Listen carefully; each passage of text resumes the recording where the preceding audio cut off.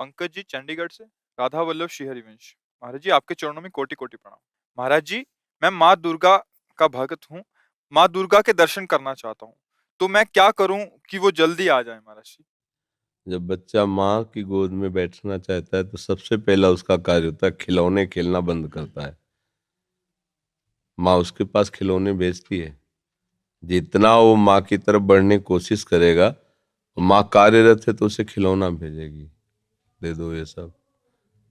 वो अगर उन खिलौने से ना खेले, रोए, तो फिर घर के किसी सदस्य को प्रेरणा करती है, बिटिया उठा ले गोद में थोड़ी देर।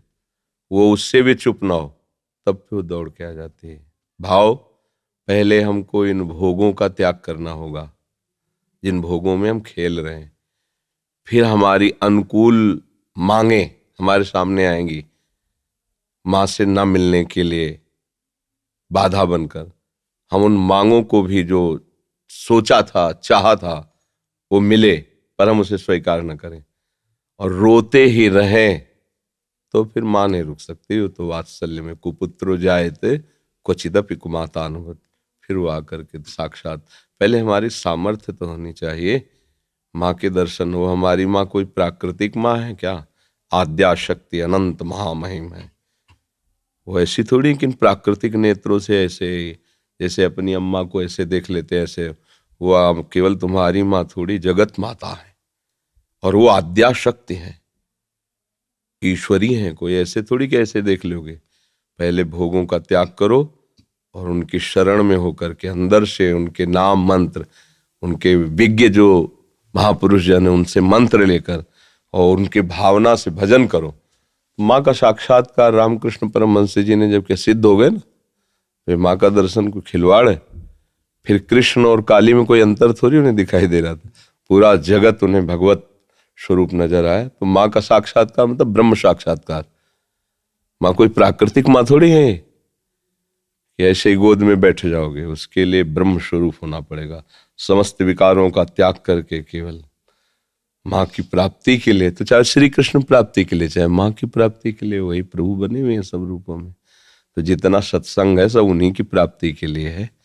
आप पहले तो विकारों से बचिए, ब्रह्मचर्य का पालन कीजिए, खूब नाम जप कीजिए और लक्ष्य बनाइए कि देवी जो सर्वभूतों में व्याप्त शक्ति है, मैं उसका अनुभव करना चाहता हूँ। वो आ जाएंगी, कृपालु हैं, कृपा करके दर्शन दे। देवी प्रपन्नार्थ हरे प्रसीद, प्रसीद मातर जगतोखिलस्य, प्रसीद विश्वेश्वरी पाहि विश्वम, त्वमीश्वरी देवी चरा चरस्य। हे देवी आप ही चराचर रूप में विराजमान हो।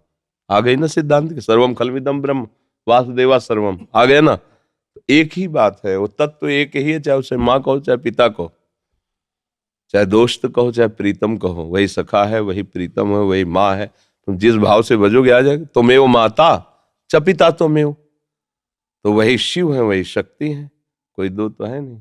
वही माँ है, वही पिता है। आप माँ भाव से भजोगे, हमारे प्रभु माँ भाव से आ जाएंगे। पर उनके आने के लिए जो स्वागत तैयारियां करनी वो हमें करनी होगी।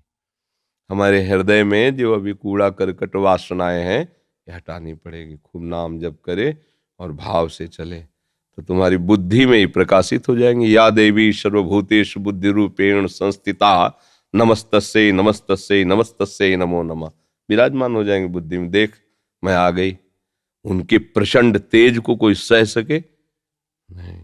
जब तक भजन के द्वारा अंतःकरण निर्मल, उनके प्रचंड तेज को सह सकते हो। वो शिव शक्ति है, अम्बा है, आद्या शक्ति है। और एक अंश में सूर्य विद्यमान, आंख मिला के देखो 12 बजे दोपहर के, और अनंत सूर्यों जैसी कांति मां भगवती की है। महाबलशाली, त्रिभुवन में कोई पैदा नहीं हुआ कि अपने रूप स्वरूप में आ जाए, उनसे आंख मिला ले कोई। भगवान शंकर भी चरणों में लौट गए नहीं लौट गए। तो ये बात ध्यान रखना कि ये माँ कोई ऐसी माँ नहीं है प्राकृतिक, ये आद्या शक्ति चिदानंद माँ है। ये ऐसे थोड़ी सी चुनरी और नारियल चढ़ाने से तुम्हारी कामनाओं की तो पूर्ति कर देगी, लेकिन साक्षात्कार होने के लिए फिर अपना अस्तित्व मिटाना होगा, अपने अस्तित्व का बलिदान करना होगा। अस्तित्व का बलिदान, पूर्ण समर्पण और उन्हीं का केवल चिंतन, आ जाएंगी। क्योंकि वही है, दूसरा कोई है नहीं हमारी दृष्टि में। सब एक ही परमात्मा है, उसे किसी भी नाम रूप से आप पूज कर प्राप्त कर लो, वही है, दूसरा कोई है नहीं। समझ गए?